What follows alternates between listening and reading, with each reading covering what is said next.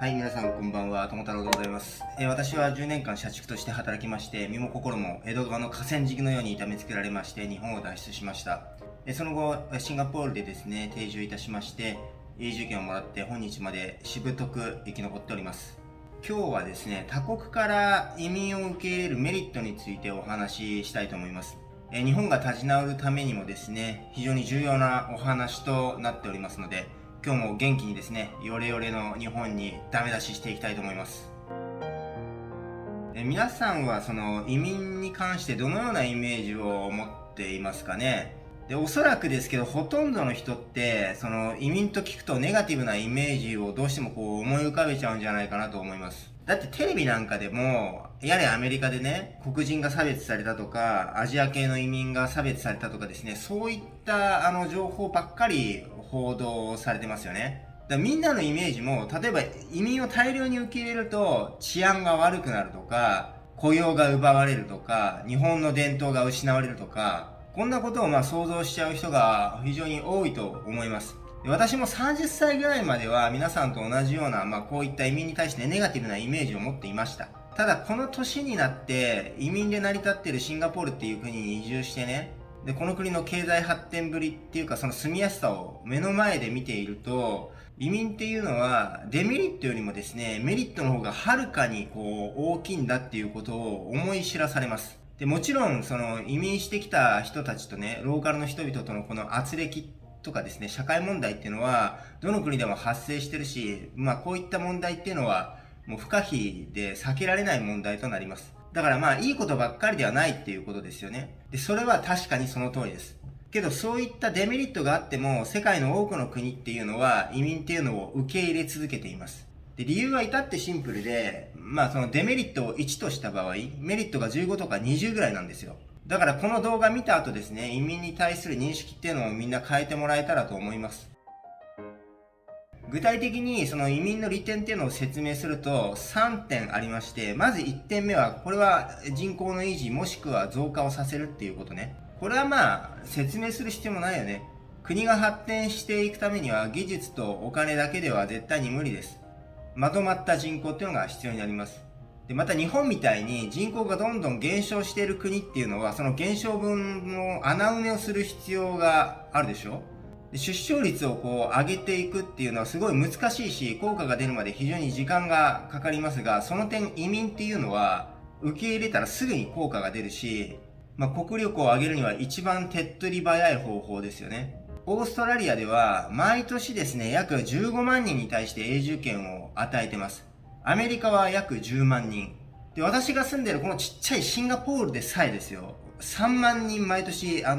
け入れてます。一方、少子化に苦しんでいてですよ、唯一残された解決策っていう移民ですよね。この移民を受け入れるしかないヨタヨタの日本なんですけど、なんと帰化を許可した件数っていうのはここ10年、平均で1万人にも届きません。マジかっていうな。ありえないよね。人口なんて2021年で約75万人も減少しているんだから、最低でもそれ以上、80万人以上には永住権を与える必要っていうのがあるんですけども、この国って本当自分自身のですね、状況とか分かってるんでしょうか。で、2つ目が新しい価値観の持ち込みです。で、今のその追い詰められている日本っていうのを海外から眺めていてすごく思うんですけども、同じ環境で育って同じような価値観を持った日本語しか喋れない人たちっていうのをずっと固まってですね、生活してると、どんどんとですね、倫理とか一般常識っていうのが知らない間に世界標準と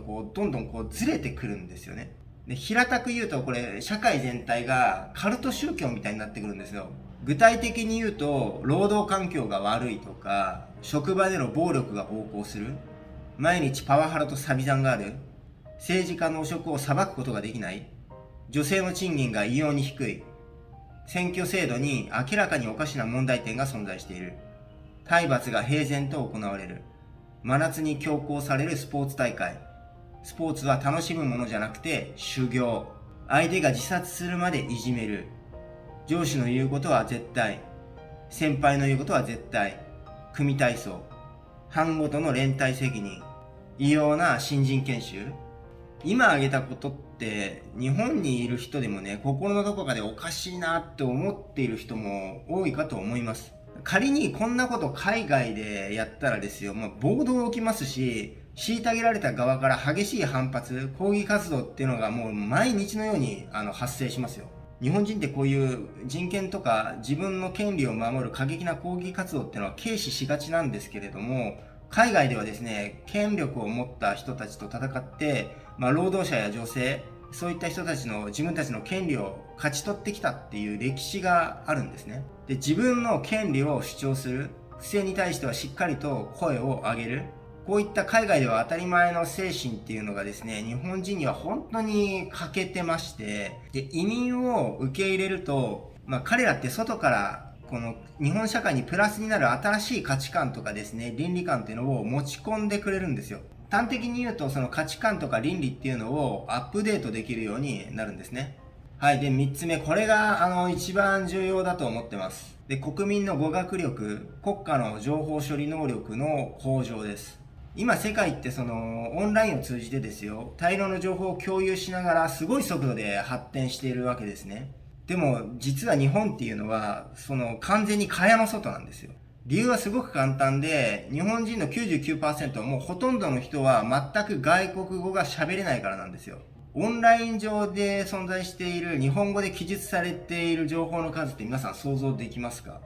これ実はね 2.6% しかないんです。これだけ広大なネットの世界で、もうオンラインって言ったら人類の資料室みたいな感じでしょ？だけどそのオンラインから私たちが引き出せる情報ってのがわずかに 2.6% しかないんですよ。で、ヨーロッパの各言語も同じような数字なんですけども、ヨーロッパっていうのはトリリンガルとかバイリンガルっていうのが、2カ国語3カ国語できるっていうのはこれデフォなんで、日本とは全く彼らは比べ物にならないほど高い情報の収集能力、情報の処理能力っていうのを持っているとお考えください。世界の人がですよ、一生懸命日夜英語とか中国語っていうのを必死に学んで、母国語と併用してですよ、オンラインから必要な情報っていうのをこう共有して国を発展させているのに、日本人っていうのはその輪の中には入れない。で、そんな日本がいろんな分野で取り残されていくっていうのは、これも実は当然のお話なんです。で、シンガポール見てください。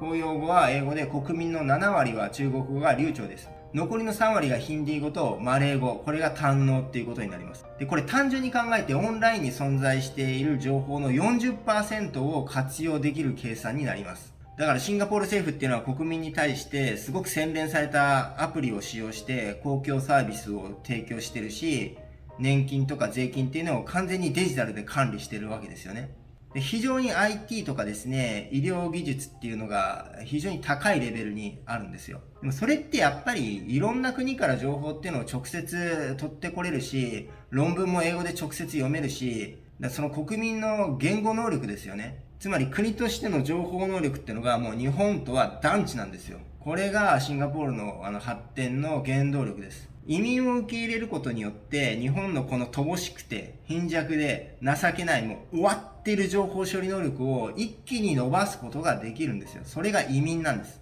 で、例えばブラジルから明日ですよ、100万人移民を受け入れたらですよ、で、その人たちやその人たちの子孫っていうのはスペイン語圏から直接情報を取ってきてくれるわけですよね。で、例えばスペインの年金制度とかブラジルの奨学金制度、メキシコの労働環境とか、そういったところで、日本より優れているものがあればですね、こういった移民してきた人たちを通して、我々の生活、社会にそういったものを取り入れていくことが可能になるんですよ。で、オンラインのリンク、ここに入れない日本っていうのを、移民という鍵を利用してですね、こう入れてもらう。そういう役割もですね、移民は持ってます。以上が移民を受け入れるべき3つの大きなメリットとなります。3つともすごく重要でしょ？多少のその社会問題っていうのは発生しても、各国が移民っていうのを受け入れ続ける理由っていうのはここにあります。最後にちょっと怖い話していいですかね。昔そのネアンデルタール人って言って我々の人類、つまりホモサピエンスと親戚がいたんですよ。ただ今からおよそ2万年前に絶滅して、その絶滅した理由なんですけども、発見されるそのネアンデルタール人の頭蓋骨の形状を調べると母音がうまく発音できなかったんじゃないかっていうふうに考えられてます。つまりホモ・サピエンスよりも言語っていうものをうまく使えなかったんじゃないかっていうことね。だから武器の作り方とか湧き水の場所とかですよ、狩りの時の役割分担とか、そういった情報の伝達とかっていうのが我々ホモ・サピエンスよりもうまくいかずに、最終的に生存競争に負けてですね、絶滅したんじゃないかって言われてます。これあくまでも仮説なんですけど、でもこれ聞いた時私、もうとっさにですね、これって今の日本人だなって思いました。ネアンデルタール人は数万年かけてゆっくり滅んでいったかもしれないけど、今のそのオンラインでの情報伝達量とかっていうのを考えると、日本人が滅ぶスピードっていうのはその1000倍ぐらいじゃないかなと。つまりこのままいくと10年20年後には日本っていう国はもう跡形もなく消え去ってしまうんじゃないかと、私それガチで今ちょっと心配しております。はい、皆さんこの動画見ましたね。今すぐですよ、移民に対する認識変えてください。明日から数万人単位で一気にですね、移民を受け入れましょう。無理かな？言語がわからないから怖い？移民を受け入れたくない？じゃあ今から必死に勉強すればいいじゃない。嫌なら国家消滅。